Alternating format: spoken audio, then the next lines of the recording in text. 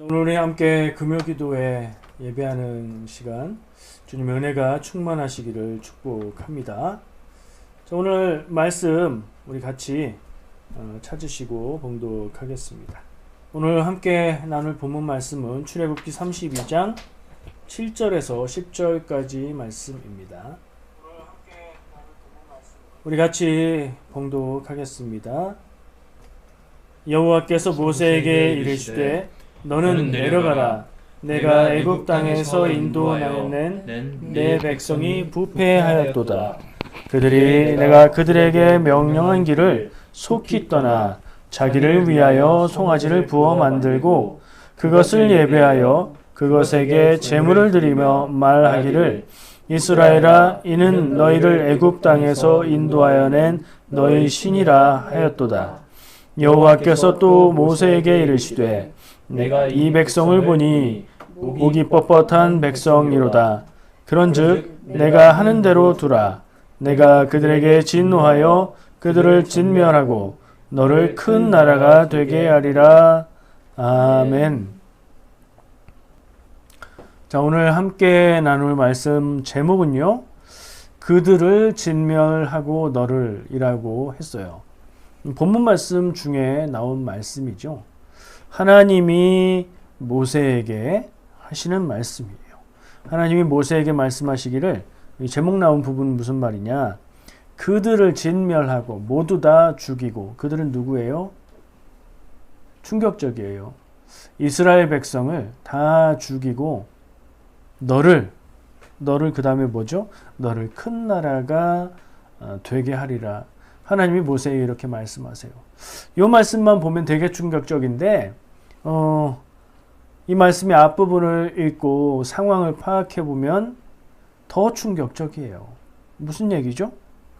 시내산에서 있었던 일이죠. 모세가 시내산에 올라가서 하나님 앞에 십계명을 받는 그때 하나님이 모세에게 내려가라고 말씀하십니다. 왜냐하면 하나님의 백성 이스라엘, 저들이 금송아지를 만들어 놓고 이것이 우리를 인도해낸 하나님이다 하고 축제를 벌이고 있다 말씀을 하셨고요.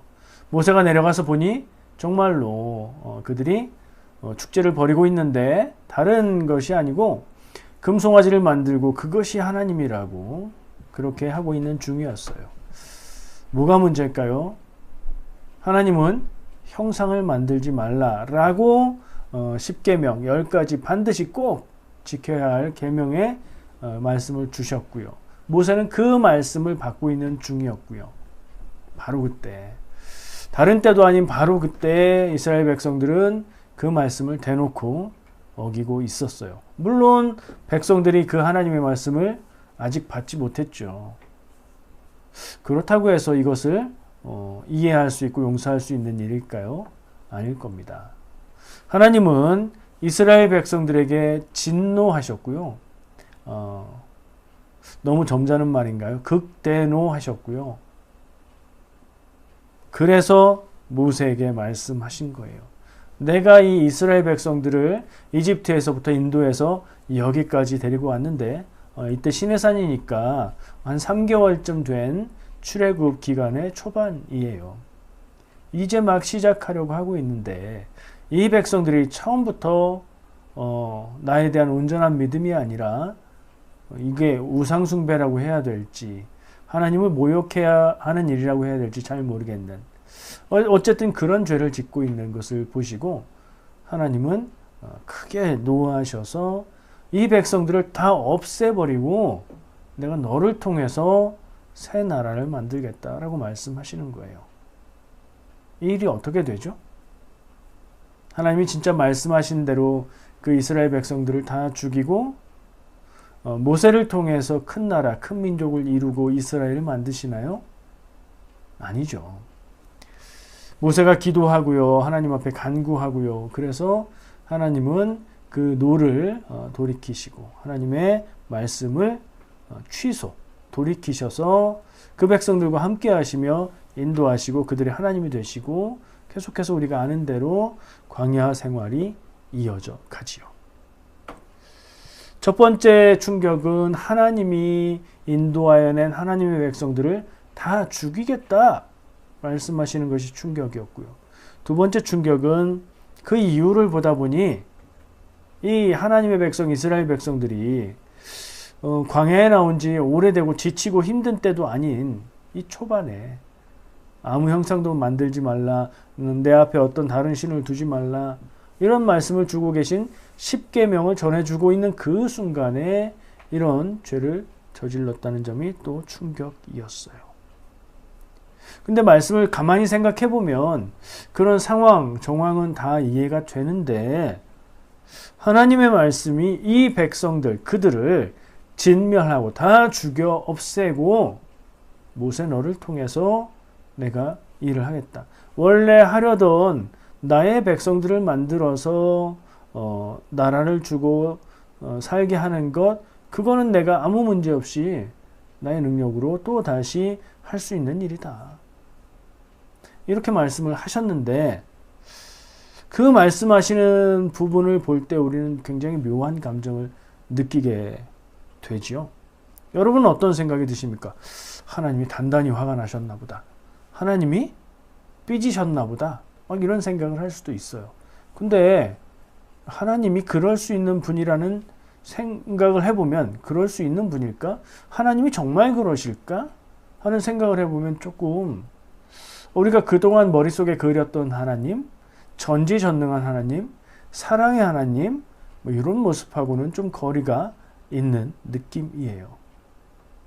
하나님이 말씀, 그들을 진멸하고 너를 통해서 나라를 만들겠다 하신 말씀이 첫 번째 진심이라면 와, 그것도 상상하기 어렵죠.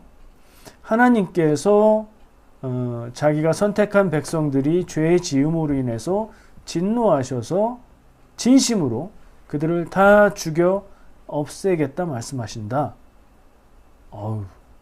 그런 하나님인가요? 느낌이 좀 그래요. 어렵다. 이런 생각이 들어요. 그렇다면 조금 다르게 생각해서 사람들처럼 말은 이렇게 세게 강하게 크게 무섭게 하는데 실제로는 그렇게 한 건 아니지만 마음의 표현을 그렇게 하는 거다. 삐져서 속상해서 과장된 말 혹은 사실은 그렇게 할 것은 아니지만 그 말을 듣고 죄를 생각하라는 그런 말로 진심은 아닌데 하나님이 그렇게 말씀하셨을까 하는 생각을 해볼 때도 하나님이 그런 분이실까 하는 그런 생각이 든단 말이죠. 좀 더 생각해 보면 이런 생각까지는 들어요. 하나님이 이렇게 말씀하시면 모세는 굉장히 두렵고 당황되고 그랬을 것이고 그 이야기를 전해 듣는다면 이스라엘 백성들도 자기들이 얼마나 큰 죄를 지었는지 생각하고 막 뭔가를 하려고 하겠죠. 하나님이 모세와 이스라엘 백성들이 어떻게 하는지 보시려고 시험하려고 하시는 말씀일까? 그건 조금 그래도 나은 것 같긴 한데 그것도 좀 그래요. 하나님을 사람의 생각과 사람의 마음으로 우리가 하나님은 이런 분이야 라고 그려놓고서 그거하고 어긋나면 당황하는 그런 건 아닐까 하는 생각도 들고 아무리 그렇게 생각해도 하나님이 이렇게 말씀하시고 이렇게 하시고 이게 진심일지라도 혹은 진심이 아닐지라도 그런 분이실까 하는 의문이 드는 건 사실입니다. 근데요, 성경에 보면 이런 식의 표현이 여기 한 군데뿐 아니라 이런 식이라는 건 뭐냐면 하나님을 마치 사람처럼 사람이 행동하고 사람이 하는 것처럼 표현하는 부분들이 많이 있습니다. 생각나시는 부분이 있나요?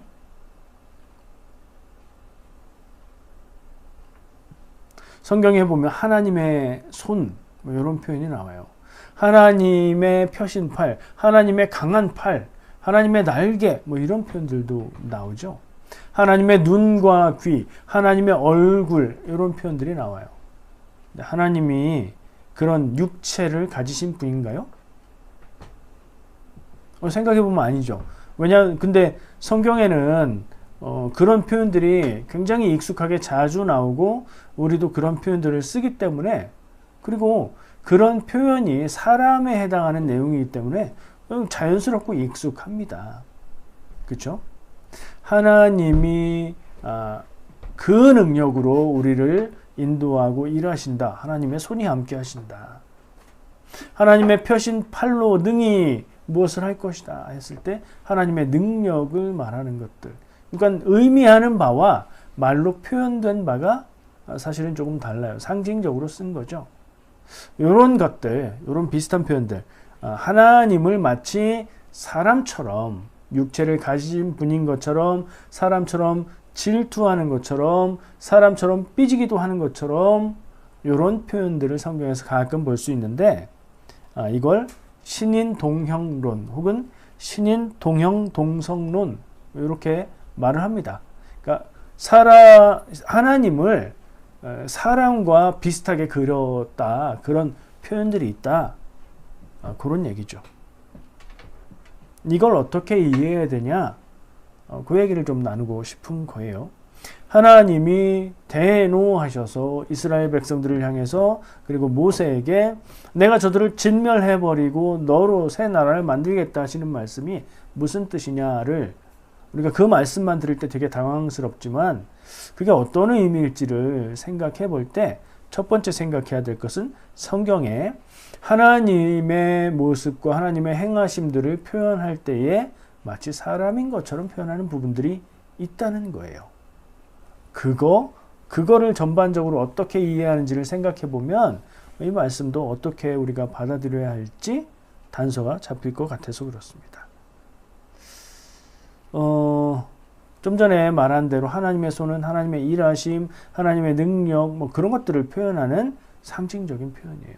그러면은 그런 식으로 오늘 하나님이 말씀하신 부분, 그리고 그런 말씀을 할 것이라고 상상되는 그 마음의 움직임들에 대해서도 하나님이 정말 나처럼, 저 사람처럼 그렇게 째째하고 그렇게 속 좁은 모습으로 분노를 터뜨리시는 그런 게 아니라 이 표현은 뭘 의미할까? 라는 생각으로 접근해 볼 수 있겠죠. 어떻게 생각할 수 있을까요? 하나님이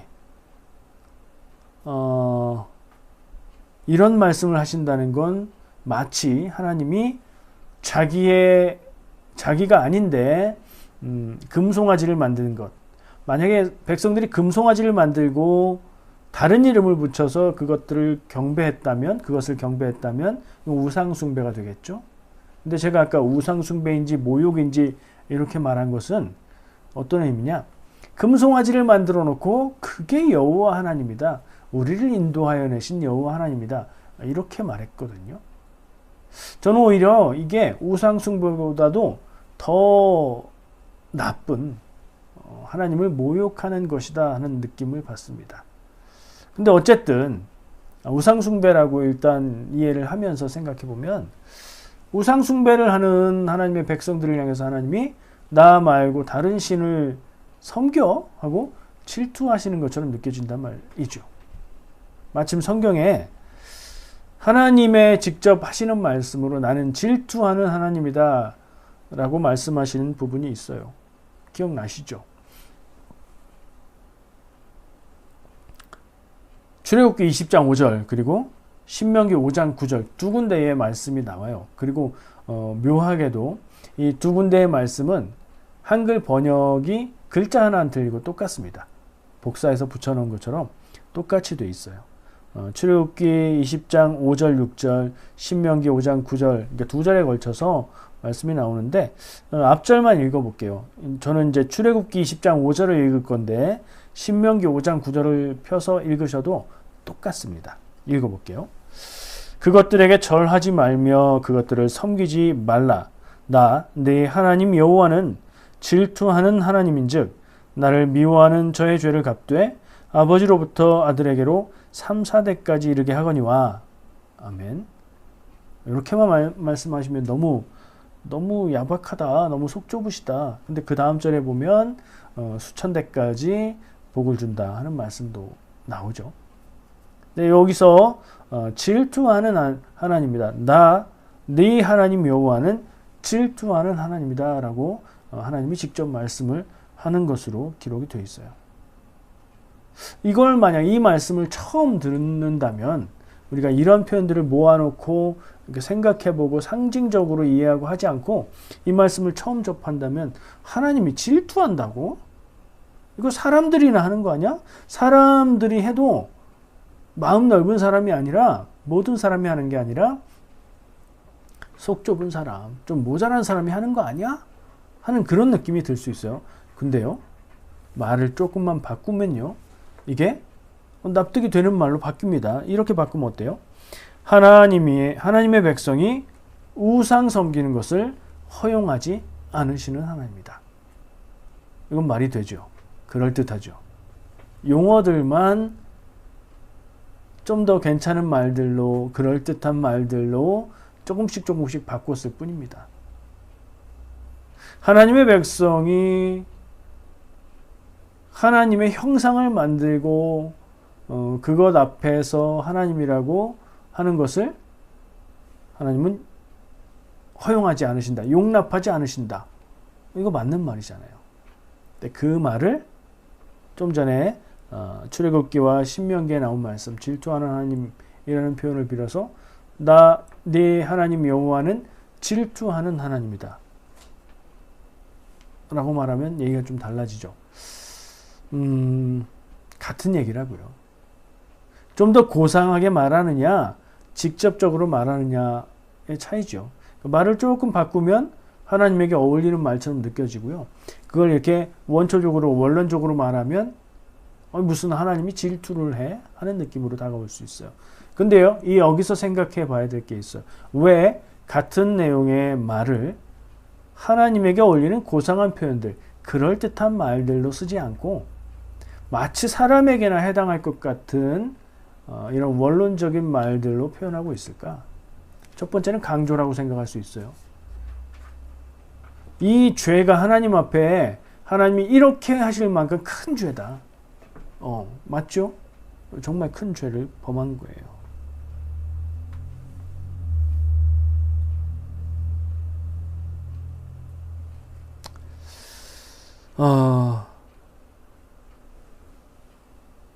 하나님은 우리는 하나님을 이야기할 때에 우리 나름의 그림이 있어요. 내가 원하는 모습의 하나님이 있고요. 교회에서 하나님에 대해서 많이 들어서 또 새롭게 그려지는 하나님의 그림이 있습니다. 성경 말씀을 읽다 보면 오늘 예를 들고 있는 부분들처럼 직접적인 말의 표현들로 하나님이 아닌 것처럼 무슨 하나님이 정말 이럴까 하는 의문이 들게 만드는 표현들 만나게 돼요. 하나님 정말 그런 분이실까? 이런 생각을 하다 보면 이 표현이 이렇게 강조를 하고 있구나. 그리고 또 한 가지 느낄 수 있는 것은 이 표현들을 통해서 하나님의 마음을 사람의 마음처럼 표현함으로 우리가 더 이해하기 쉽게, 느끼기 쉽게, 받아들이기 쉽게 표현해 주는구나 하는 것을 또 느낄 수 있어요. 이게 아까 얘기한 그럴듯한 이름이 붙은 신인 동영론의 좋은 점이에요. 근데 자칫 오해를 할 수 있어요. 아까 예를 든 부분처럼 하나님의 손이 이런 말씀 나면 하나님이 손이 있으시구나. 하나님의 팔이 하나님 팔도 있으시구나. 하나님의 눈과 귀 우리 사람의 몸처럼 하나님이 눈과 귀가 있고 우리처럼 몸이 있는 분이시구나. 성경 말씀이 이렇게 써 있으니까 오해할 수 있고요. 나는 질투하는 하나님이다. 하나님이 질투하는 하나님이시구나. 그럴 수 있어요. 근데 그렇게 오해하지는 말고요. 우리가 이런 표현들이 첫 번째는 강조하고 있는 것이고, 두 번째는 우리가 좀 더 가깝게, 좀 더 현실적으로, 실질적으로 느낄 수 있도록 우리 수준의, 이 성경을 읽는 독자 수준, 사람의 수준에서 하나님의 마음과 하나님의 생각과 하나님의 뜻을 표현해주고 있다. 이렇게 생각할 수 있어요. 만약에 성경이 할 수도 없겠지만 언어로 되어 있으니까 하나님의 마음과 뜻을 완전하게 다 표현해서 적어놨다. 우리가 그걸 읽고 알 수 있을까요? 알 수 없어요. 왜냐하면 사람은 경험하는 것까지만 알 수 있는데 하나님은 사람의 경험을 넘어서도 한참을 넘어서는 분이시잖아요. 그러니 그 하나님의 뜻과 생각과 마음을 표현하려면 우리가 이해할 수 있는 언어로 표현을 하는 거죠. 자, 그래서 정리하면 이 신인 동영론적인 표현, 하나님을 마치 사람처럼 표현하는 이것은 상징적이고 우리에게 이해되기 쉽게 표현한 것이다. 그거 진짜 의미는 상징적인 것이고 우리가 그 부분을 잘 이해해야 된다 라고 생각할 수 있습니다. 이런 말씀을 읽으면서 우리가 아니야 우리 하나님은 그런 분이 아니야, 질투하는 분 아니야, 그런 수준 낮은 분 아니야, 이렇게 생각한다는 거 다시 생각해 봐야 됩니다. 이런 마음이 들 수 있는데요, 누구의 마음대로 하나님이 그렇지 않다고 얘기하는 거죠. 아주 단초적인 원론적인 이해로 얘기하면 성경 말씀에 그렇게 써 있는데 왜 내 마음대로 그게 아니라고 하는 거죠. 내 기준과 나의 하나님 상에 비춰볼 때는 하나님은 그런 분 아니니까. 그죠? 마치 사람의 이해가 성경 말씀을 이해하는 최고의 기준인 것 같은 뭐 그런 부분도 한번 생각해 봐야 되겠다는 생각이 듭니다.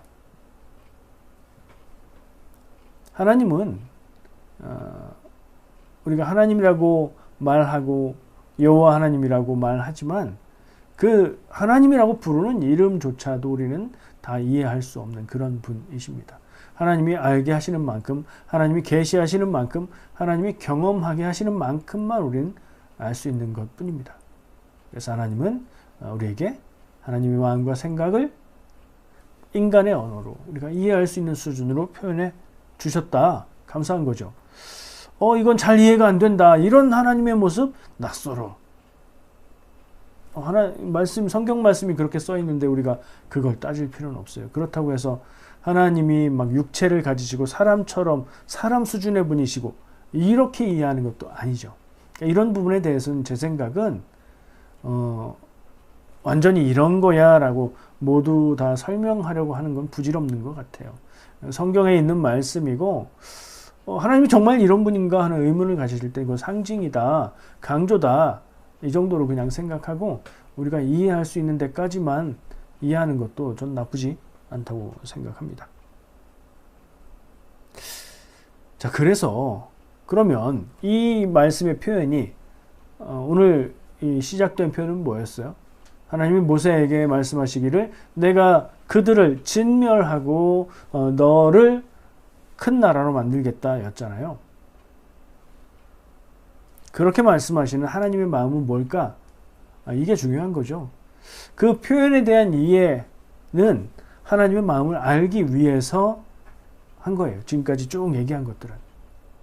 다 알 수는 없다. 이게 전제이고, 그러나 우리가 이해할 수 있는 만큼 이해하려고 노력해보면 무엇일까?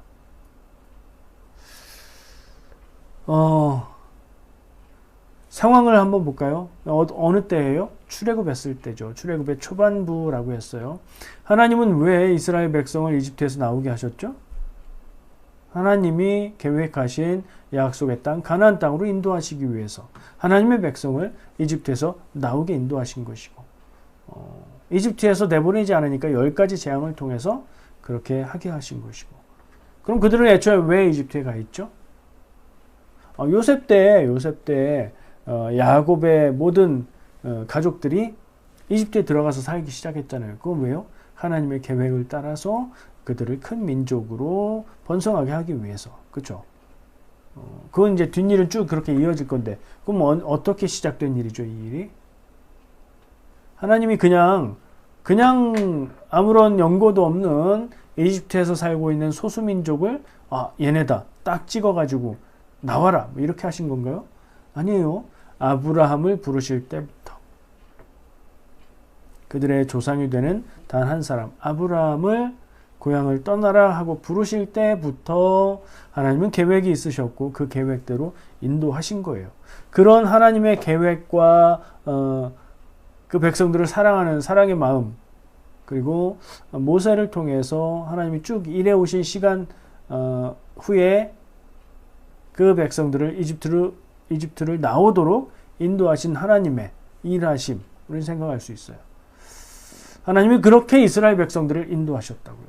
그렇게 인도하셔서 이제 가나안 땅을 향해서 나아가는 첫 단추를 끼우는 그 장면인데, 시내산에서 하나님이 나의 백성들은 이렇게 살아야 된다 하고 십계명을 모세에게 주고 계시는데, 그때 그 하나님의 뜻을 정면으로 반대하고 위반하는, 하나님을 부르면서, 하나님의 이름을 부르면서 하나님의 뜻을 정면으로 어기고 있는 그 일이 벌어질 때 하나님은 어떤 마음이셨을까? 그냥 단순하게 화가 나는, 크게 화가 나는 마음이셨을까? 이런 생각을 해보게 됩니다. 우리가 절대로 할 수는 없겠지만 그래도 한번 노력해 보는 거예요. 하나님에게 감정이입해보는 그런 상상을 해보는 거죠. 여러분 혹시 부모이십니까? 부모라면 어느 정도는, 아주 조금은 공감할 수 있지 않을까 싶어요. 자녀를 위해서 부모가 생각하고 마음 쓰고 애쓰고 노력하고 그러는 마음들을 자녀는 알지 못합니다. 그래서 자녀예요. 아는 때가 오는데 그들이 부모가 되었을 때 그들은 조금이나마 이해를 하게 될 겁니다.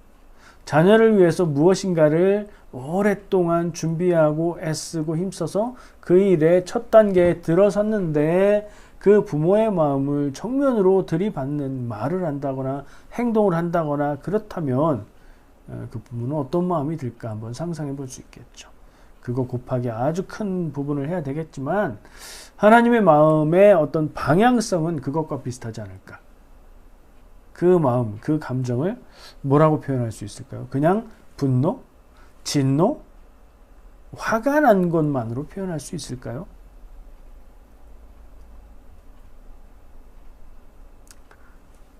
실망하셨겠죠.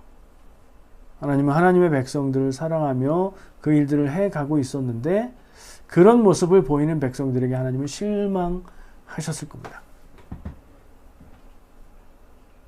그들과 함께 하나님의 계획을 이루어 가려고 기대하고 일하고 계시는데 그런 모습을 보인다면 절망하게 되실 겁니다. 그냥 제 상상이기는 하지만 아마 그렇지 않을까. 그런 생각을 하게 됩니다. 여러분 어떻게 생각하십니까? 여러분 혹시 비슷한 경험으로 떠오르는 어떤 마음이 있으십니까?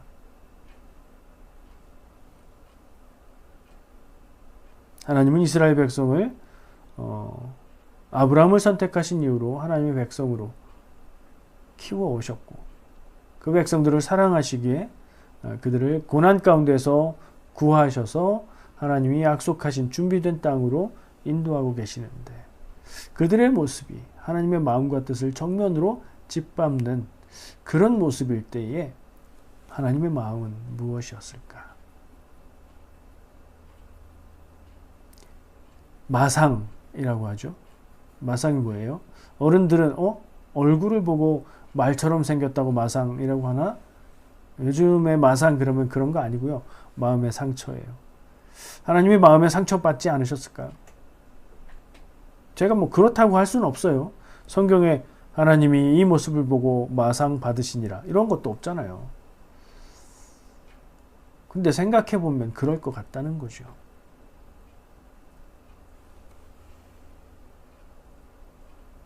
또 다른 생각을 해봅니다. 성경에 보면 이스라엘 백성과 하나님의 관계를 신부와 신랑이라는 표현으로 상징적으로 표현할 때가 많아요. 그것에 한번 비추어 볼 수도 있죠.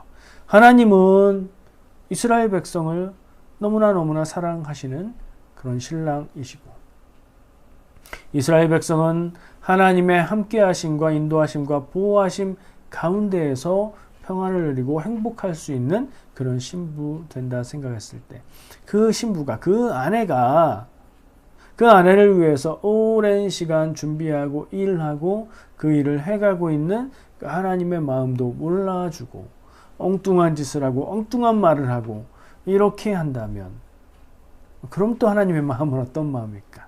그러니까 부모의 마음으로 비춰볼 수도 있고 사랑하는 연인을 향한 애틋한 마음에 비춰볼 수도 있겠죠. 짝사랑한다는 표현이 있죠. 짝사랑 해보셨습니까? 해본 사람은 알죠. 아주 자유롭습니다. 자기 뜻대로 자기 마음대로 할 수 있는데 짝사랑은 단점이 있는데 이루어질 수 없고 마음이 아프고 외롭다는 단점이 있습니다. 하나님의 이스라엘 백성을 향한 사랑은 마치 짝사랑인 것 같아요. 이스라엘 백성은 제가 성경을 보기에 하나님의 마음을 100% 충족시키는 그런 하나님을 향한 사랑의 모습을 보인 적이 없는 것 같아요. 어떤 순간들은 그래도 그 가능성들이 보이긴 하는데 없어요. 오히려 그런 하나님의 마음을 모르고 그에게 상처 주는 그런 죄의 모습, 그 마음과는 반대로 가는 그런 모습들이 성경에 나옵니다. 짝사랑에 비유해 볼 수도 있지만 실현당한 어떤 연인의 모습과 비유해 볼 수도 있다는 생각이 들어요. 드라마에 많이 나오고 여러분들도 직접 혹은 간접적으로 경험해 봤을 수 있는 실현당한 모습 어떻습니까? 너무나 내 애인을 남자든 여자든 너무나 사랑하는데 그가 오늘 우상숭배를 상징으로 사용했으니까 다른 남자, 다른 여자가 생겨서 바람나거나 나와 헤어지자고 했을 때 실현당한 그런 사람의 모습을 그려보면 뭐가 떠오릅니까? 어떤 장소가 떠오르죠. 혼자서 이렇게 맑고 투명한 잔을 가지고 막 울면서 그런 모습이 떠오르죠. 실현당한 사람의 모습은 그렇게 하고 있든 혹은 그냥 덤덤하게 조용히 있든 슬프고 아픈 거지요. 하나님의 모습이 마치 그렇게 이렇게 겹쳐 보입니다. 이런 생각들을 하면서 보니까 말이죠.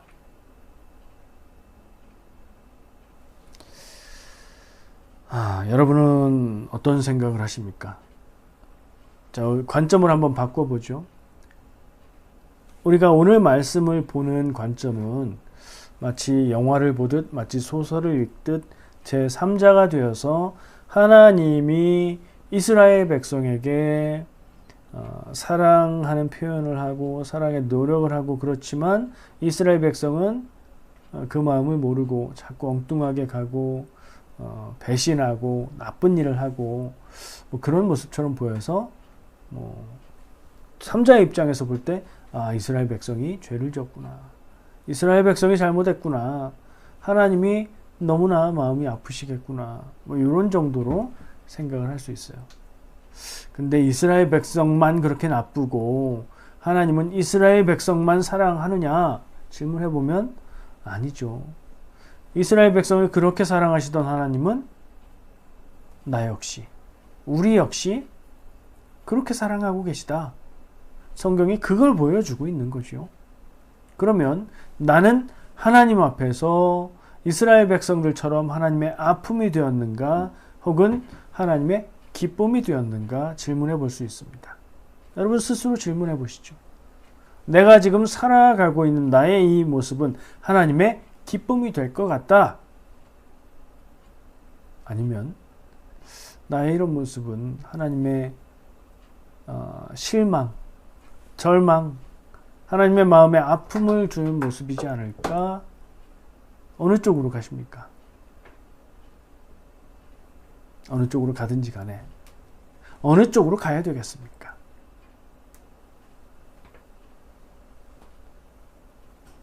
어쩌면 하나님의 마음과 생각과 하나님의 행하심을 사람이 하는 것처럼 표현하는 거 하나님이 우리가 이해할 수 있도록 표현하는 최선의 표현인지도 모르겠습니다. 다르게 어떻게 표현할 수 있을까요?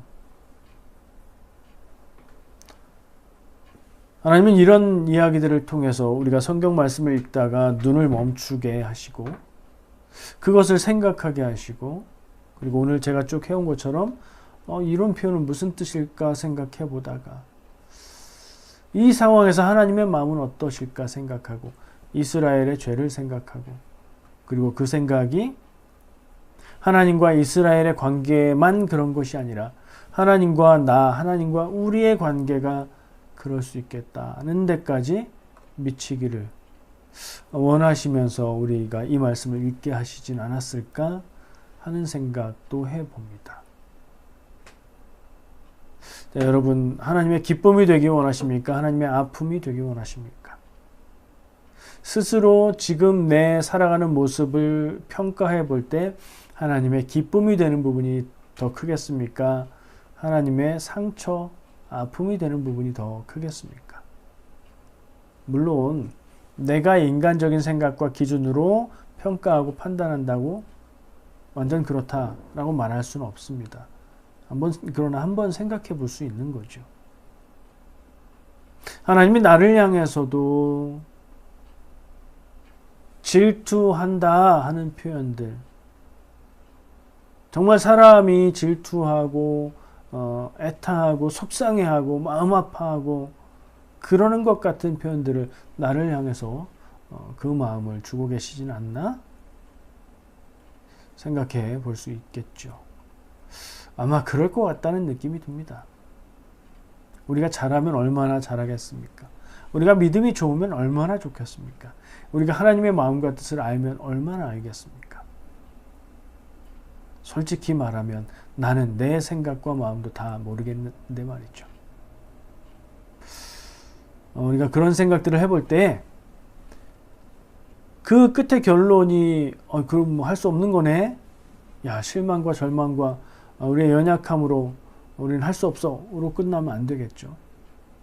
이런 부분을 우리가 생각하게 기회를 주셨으니 우리 하나님의 마음을 더 알기 위해서 성경 말씀을 읽고 묵상하고 기도하고 하나님 앞에 간구할 수 있습니다. 하나님 마음을 깨닫게 해주세요. 하나님, 내가 어떤 길로 가야 하겠습니까? 오늘은 그런 기도를 하면 좋을 것 같습니다. 그런 생각하면서 오늘 나누는 시간은 마치도록 하겠습니다.